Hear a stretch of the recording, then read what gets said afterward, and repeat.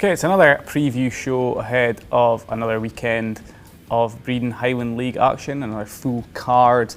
We'll start with this weekend's Press and Journal Highland League Weekly big game, Wick Academy against Turriff United. We're going right to the top of the mainland for Wick against Turriff. We saw Turriff obviously last week in action. They look pretty handy. Wick coming off the back of a 3-0 defeat against Fraser. I think this one looks pretty tight.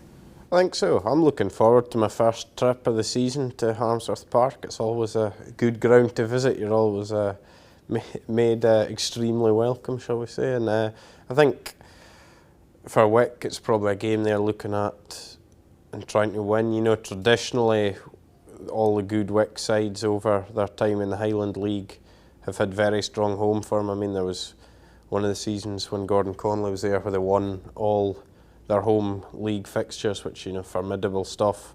And Gary Manson, I'm sure, will be hoping for, you know, make it a fortress once again. And I'm looking forward to seeing Turriff. Aaron Reid, who we can't seem to stop talking about in these programmes. You're obsessed. Has scored 4 goals in 3 games, so you'd expect him to be a handful. But there's other players at Turriff that have probably taken a step on as well, and they look a more competitive side than last season, so it should be an entertaining afternoon, I would think. It's been a solid start from both sides, and you know, it'll be interesting to see how Turriff can sort of kick on, and especially making that long journey, as you say as well. It does tend to be quite a difficult trip for opposition sides, so no, it's got the makings of a really intriguing one. There'll be no one in the Highland League Weekly team left in the North East this weekend because Brora Rangers against Banks of Dee is the secondary game. Obviously a very tasty clash. Banks of Dee coming off the back of their first Highland League win last weekend. Brora having had a perfect start so far. Yeah, as I said, doesn't get tastier, does it? Not a lot, no. I think this is one of these games where people are looking intrigued to see how Banks of Dee get on, because we've seen them obviously in Aberdeenshire competitions in recent years do very well, particularly when they've played sides at Spain Park. But you know, Brora's not a side Banks of Dee are exactly familiar with. Away from home, this is the sort of games you get in the Highland League, which they probably haven't experienced before, so how they get on will be very interesting. I'm sure from a Brora perspective they'll be looking to lay down a bit of a marker by taking all 3 points. It does feel like it's a bit of an acid test for both sides in a way. I don't know if that makes sense. I mean, for Banks of Dee, obviously it's a team that they're going to have to you know, get the better of if they are to sort of have that aspiration of being right up there among the leading teams in the division. And for Brora, you know, having registered those 3 wins already, then yeah, it's the sort of game where, without knowing too much about what they're going to come up against, you know, it does offer them the chance to really kind of underpin that with a side that, you know, have been spoken about quite a lot this season as being, you know, contenders. So very, very intriguing one. I've done physics at higher, so I have no idea whether it can be an acid test for both sides. Chemistry. Yeah, that's chemistry. Yeah. Have Brora Banks of Dee ever met before? I don't think so. I wouldn't. Scottish Cup potentially, but it's not in the last 5 or 6 years. Certainly the time I've been. I wish you'd given us this question beforehand, and I could have gone and looked for the definitive answer. I prefer angry emails, so send them in. Buckie Thistle against Strathspey. Graham Stewart, well, I was going to say he'll be looking for the same as against Lossiemouth, which he obviously won 6-0, but as we discussed on Monday, he'll be looking for more than they managed against Lossiemouth against Strathspey. For Strathspey, you know, I suppose it's just trying to be competitive, and if you can find a way to build on that point they got last weekend, then great, bonus. I mean, I suppose 3 games into the season, you know, Graham Stewart's comments don't surprise me too much, because I don't think any team really will believe that they've found the perfect performance yet. I know that, you know, their form's been very impressive, and you know, winning 6-0 for him to be demanding more is you know, a sure sign of his high standards. But he'll just be looking for that continuation, and he'll be wanting to see more with every passing week. You know, this does offer them the chance to you know, just further enhance that strong start that they've had, and just put a bit of pressure on some of the teams that are in and around them to carry on their form as well. Devonvale Brechin, it's much the same, isn't it? Strathspey and Devonvale met last weekend, drew 2-2. They now break off and both play two of our 100%ers. Well, this is the thing. I mean, Devonvale, the last 2 weeks against Lossiemouth and then Strathspey, they've had two good performances, but obviously in the first day of the season they played Fraserburgh and they were, without wishing to be unkind, they were put to the sword really. So can they stay, and they lost a couple of early goals. So I think the first objective for them against Brechin is stay in the game as long as you can, keep it tight, and then see what you can do up the other end. And I mean, with Ian Ballard in your side, if you can create, he really, with his record, only needs one chance. If you can create that good chance for him, he'll put it away, and then you never know. But there's a lot of ifs, buts and maybes within what I've just said there. I suppose the fear that I have for Devonvale is we haven't yet seen Brechin put a team to the sword. They've been solid, but some of the wins have been, comfortable without being spectacular, but you feel like a spectacular one will come, might be this weekend. Yeah. I suppose that's the fear, but Brechin again just aiming to really keep that winning run going as long as possible, because like I said with Bucky there, the longer you do that, then the more it kind of puts pressure on the other sides. Becomes a habit. Becomes a habit, yeah. And you just have to try and steal a march on your rivals at this stage of the campaign. It's a game that Brechin probably will be expected to win, and I don't expect Devonvale to be an easy game for them. I would imagine Andy Kirk would be happy to win by any means in this one, but Brechin will probably be aiming to just sort of progress and rack up the goals as the weeks go on from here. For Martin, Nairn, two sides looking to bounce back, but kind of for different reasons, I suppose. For Martin, a learning curve defeat against Brechin. Nairn, not so good a performance in losing 5-0 to Forrest. How do you see this one playing out? Well, I don't think for Martin, although they would have wanted to have taken something from the game, I don't think they'll be particularly disappointed with the Brechin display, and they'll just be looking to try and go on a nice wee run again and just keep building. But for Nairn, it's quite clear that with Nairn, with the squad they've got now and their aspirations, Ronnie Sharp's not going to accept performances like last Saturday. So I think ideally they'd be wanting to leave Pitmedden with their first win of the season, but at the very least, I think Ronnie Sharp will be looking for a much more competitive performance, which gives them a chance of getting something out of the game. I hear you screaming down your laptop, desktop screens.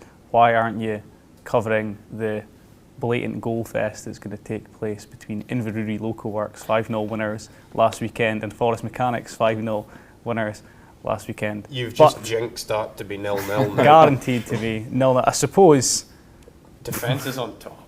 Yeah, I mean, Inverurie have been impressive so far. Forest won't want to have such an impressive win and then next week, not match it. But so it is an intriguing one to see what happens. Definitely, and I was interested to read Richard Hastings' comments after the game as well. He's really serious about trying to make Inverurie Locos serious contenders this season, and he feels that they maybe just fell short of the real chasing pack in terms of being able to put pressure on the teams at the top, but maybe fell away a wee bit towards the end of the season. But the way that they've started, and results like that on Saturday can have them talking quite seriously about being in and among that pack. And we touched on Monday about the firepower that they've got in their squad, and that really came to the fore against Rothes on Saturday. So I'm really interested to see how Locos can try and sustain this. I agree with what Andy's saying there, and what I like about Inverurie this season, about Richard Hastings, is that there's no trying to hide it or anything. It's quite clear. They're just come out and say, we want to be up there trying to mix it with last season's top four and having a go. That's where we think we should be, so good on them. For Forrest, it's interesting because Stephen McDonald said at the start of the season the aim for Forest and for the other sides round about them in the league had to be to try and bridge the gap to last season's top 7, because, as I've mentioned before, last season Nairn finished 8th, Locos finished 7th, 24 points between them. It's a big gap, and if Forest, for example, want to get closer to sides like Inverurie, then getting a result on Saturday would be a good start. But the other thing, particularly for Forest supporters, to give them encouragement, is they have in the past been a wee bit of a bogey team for Inverurie. Last season they took 4 points out of 6 from the 2 meetings, so you never know, we might be speaking about another positive result for the Can-Cans on Monday. Huntly against Rothes, Lossiemouth against Fraserburgh. I suppose it looks more likely that Huntly will break their pointless duck this weekend, but that game against Rothes, that's a wounded Rothes side that'll be looking to bounce back against, possibly being on the end of the result of the weekend. Last weekend, Lossiemouth, they're not playing Fraserburgh, probably expecting to get anything out of that one, just looking to compete again. On Rothes, it'll be back to the drawing board for Ross Jack and his players.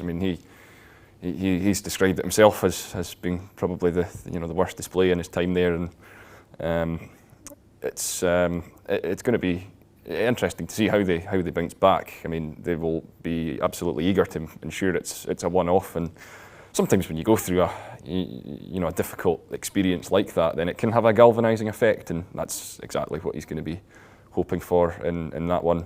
But Huntly will take a wee bit of a belief from it, I suppose. They're in need of points themselves, and they'll see it as an opportunity to kind of inflict a bit more damage on a wounded animal, as you say. A decent performance from Huntly at Banks of Dee last weekend. It shouldn't be forgotten. I think Alan Hale was happy enough with their second half display.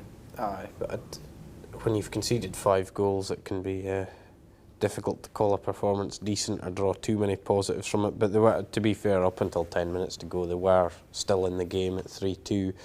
But I think it's probably a game where Huntly need to take something, because at the start of the season, if you'd said, okay, not easy games, but if you'd said after 4 league games you'll have no points, I think everyone at Huntly would have been pretty disappointed with that. So a draw, or even more so a win, would probably really lift them a bit. Does losing become a habit, Callum?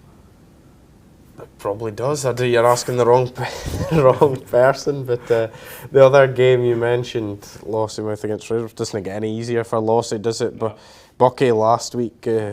Now you get to play the champions, but get them out of the way, though. Similar. Well, you have to play everyone at some stage. Similar to what we said about Devon Vale earlier. Try and stay in the game, make it difficult for Fraserburgh, and then see where you go from there. Because in these games, there's nothing more frustrating really than if you lose 2 or 3 in the first 20 minutes and it's probably over as a contest. Keith, Clacknacuddin, the final game this weekend to talk about. Yeah, I don't know which way this one's going to go. I'm going to say draw. This has got draw written all over it for me. Keith got off the mark with their first point at the weekend there, didn't they? So it's just a chance for them to try and keep building on that, and Clach coming off that 4-0 defeat to Brora as well. So there's probably not too much between the sides, but both sides eager to kind of get their seasons going. Are you going to say there's a clear winner here? Or? Not necessarily, but if I was a Keith supporter, my slight concern would be Clach's firepower perhaps in the final third, with James Anderson, Connor Bunce, Paul Brindle et al.